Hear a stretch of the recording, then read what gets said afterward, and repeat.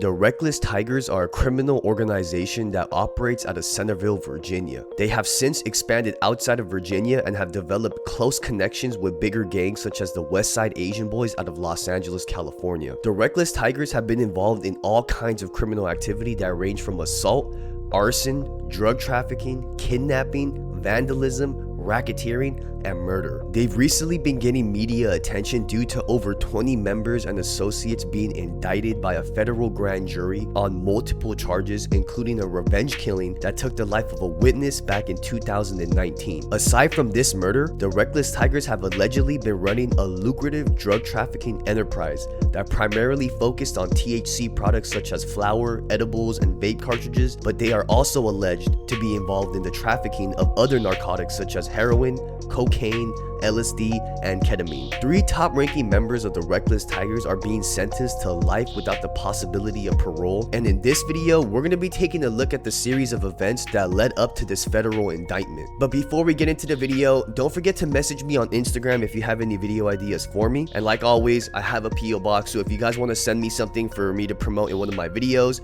message me on Instagram. I'll go ahead and get you that address for you. And one more final thing, I also just wanted to say thank you guys so much because the channel has finally hit 40,000 subscribers, and it really wouldn't be possible without all of you guys that continue to support it by watching my videos, leaving comments, the likes. So if you guys are one of those people, thank you so much. But without further ado, let's get into it. It's still unclear to me just how the Reccless Tigers came to be.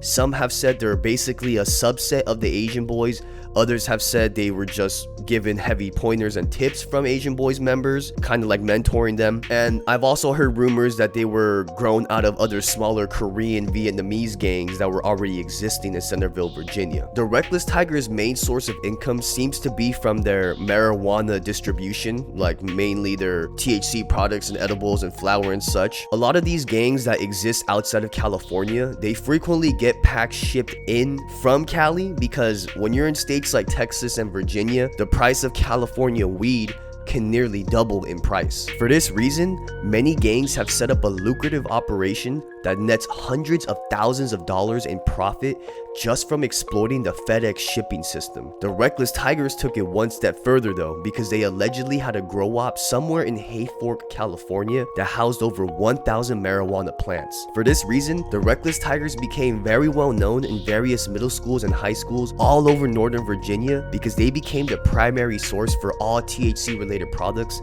for a large number of middle school, high school, and college students. The Reccless Tigers frequently engaged in fistfights and shootouts in order to demand respect in the streets, collect debts, and intimidate. When a debt needed to be collected, they would often resort to violence, but when that didn't work, they would resort to vandalism, and they would do so with Molotov cocktails and other tools to cause damage by any means necessary. Needless to say, the Reccless Tigers were known to take it there pretty quickly, and this would become very apparent when they allegedly murdered a federal witness. Tonight, a federal grand jury has indicted 7 suspected members of a violent Fairfax County drug gang known as the Reccless Tigers. According to court documents, 7 suspected members of the violent Fairfax County drug gang known as Reccless Tigers killed White February 1st of last year. Brandon White allegedly received $10,000 worth of weed that he was supposed to pay back at a later time, but when he failed to do so, members of the Reccless Tigers beat the out of him, which landed Brandon White in the hospital with severe injuries. Brandon was set to testify against the gang on November 19th, 2018, and the Reccless Tigers were aware of this and allegedly bribed Brandon into not testifying, but Brandon refused the cash bribe and testified against them in court anyway. On January 29th, 2019, associates of the Reccless Tigers allegedly discussed and formulated a plan to take Brandon White out. On January 31st, 2019, Brandon was contacted by some Reccless Tiger associates, and they asked him if he could get his hands on some Percocets. Brandon stated that his connect for perks was in Washington, so he agreed to meet up with the associates to drive to his connect's place together in order to score the perks. However, Brandon was probably unaware who these guys actually were. The plan was to take Brandon to another particular location where members of the Reccless Tigers would be waiting for him. On February 1st, 2019, Brandon White was seen on CCTV footage outside a shopping mall in Fairfax County, Virginia. He can be seen getting into a black Mercedes-Benz and later would be seen on a different camera inside of a gas station. At a shopping mall in Fairfax County, January 31st of last year, he gets into a Mercedes-Benz, and he's later seen in a convenience store with two of the suspects.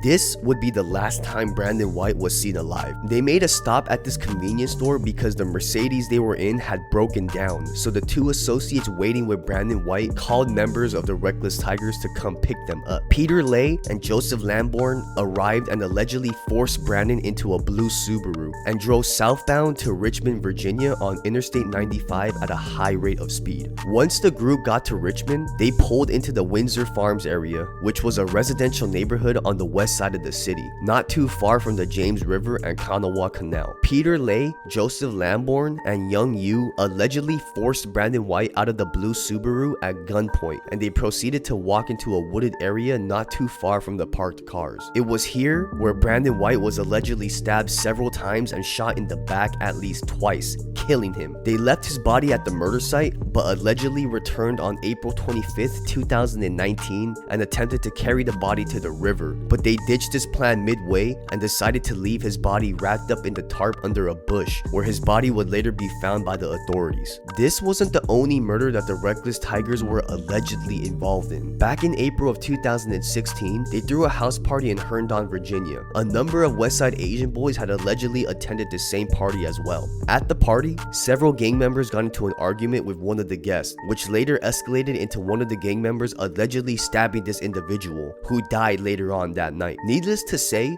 the Reccless Tigers don't play when it comes to their money. They seem to be highly motivated and highly organized compared to other street gangs. But let's talk about Brandon White.